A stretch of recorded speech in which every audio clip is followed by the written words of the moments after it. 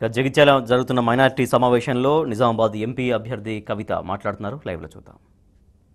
इस्लामी के सदर साहब है जनाब मोहम्मद अब्दुल रशीद साहब, जमात अहले हदीस के सदर साहब है जनाब मुफ्ती साहब और मौजन हजरात यहाँ पे जो मौजूद है, और हमारे सारे मंडल से आए हुए टीआरएस पार्टी के लीडर भी है, और जमील अहमद साहब है ईदगाह कमेटी के प्रेसिडेंट, रहीम साहब है प्रेसिडेंट अहले सुन्नत के, वाजिद भाई है हमारे अहले हदीस निज़ामाबाद से, हाफिज लाइक खान साहब है जमात उलमा निज़ामाबाद से, हमारे रियाज मामू रियाज खान साहब, बारी साहब, हमारे मुज्जू साहब और मोहसिन भाई सभी यहाँ पे मौजूद है। सबको मैं वापस एक बार सलाम करती हूँ।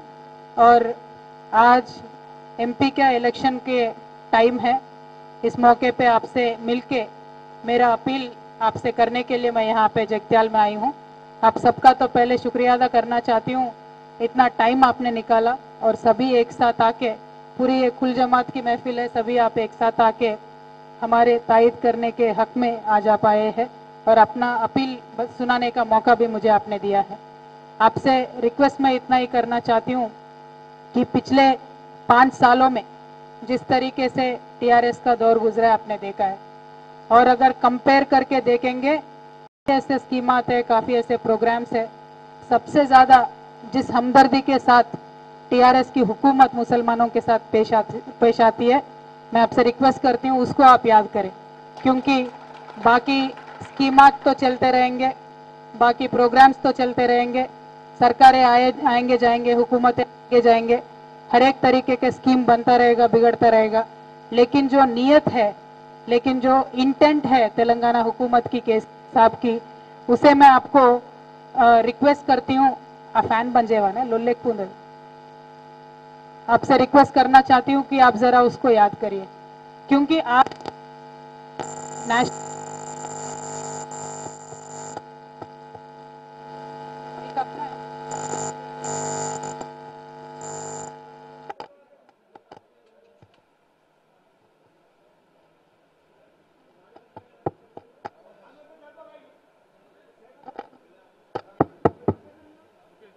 जय तेलंगाना। ये माइक अपना है कि जीवन रेड्डी साहब का है? इसमें तो कुछ साजिश नजर आता है।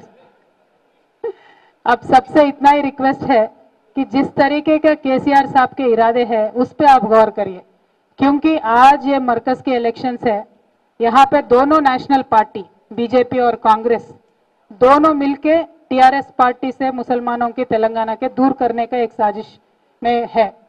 देखिए, कांग्रेस पार्टी जब भी आते हैं यहाँ पे वो बोलते हैं कि टीआरएस पार्टी जीतेगी तो वापस बीजेपी के साथ जाएंगे, ये हमेशा वो बोलते रहते हैं।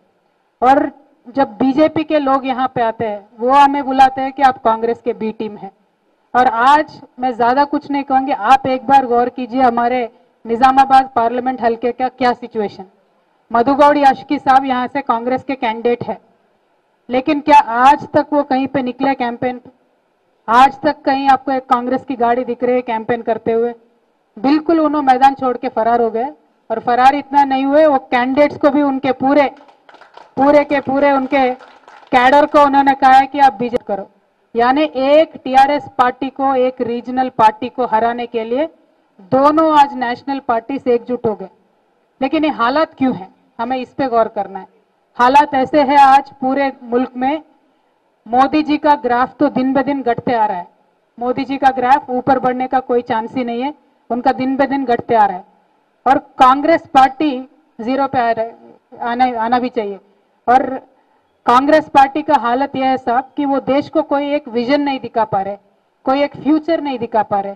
राहुल गांधी जी बोलते हैं तो हमेशा बीजेपी के फेल्यूर्स पे बोलते हैं, लेकिन उनका खुद का पार्टी क्या करेगी, उनका खुद का पार्टी किस तरीके का हमारे देश के फ्यूचर के लिए सोच रखती है वो नहीं बता पा रहे। अगर वो जब तक नहीं बताएंगे तब तक कांग्रेस पार्टी को ज्यादा सीट कहां से मिलने वाले। तो पूरे मुल्क की बात मैं कर रही हूँ, सिर्फ तेलंगाना की बात नहीं कर रही। तो इन हालातों में का बहुत रोल होगा सेंट्रल गवर्नमेंट में। एक बिल्कुल खिचड़ी की सरकार आने वाली है, और आने वाले टाइम में तो दोनों नेशनल पार्टीज बीजेपी और कांग्रेस दोनों भी भड़क जाते हैं, बोलते कि एक आप लोग कैसे मिल पाओगे, प्लेटफॉर्म कैसे बनेगा। आज मैं आप सबसे रिक्वेस्ट करना चाहती हूँ आपने तो बहुत सारे गवर्नमेंट्स को आते जाते हुए भी देखा है, सारे बुजुर्ग लोग हैं यहाँ पे। आज के तारीख में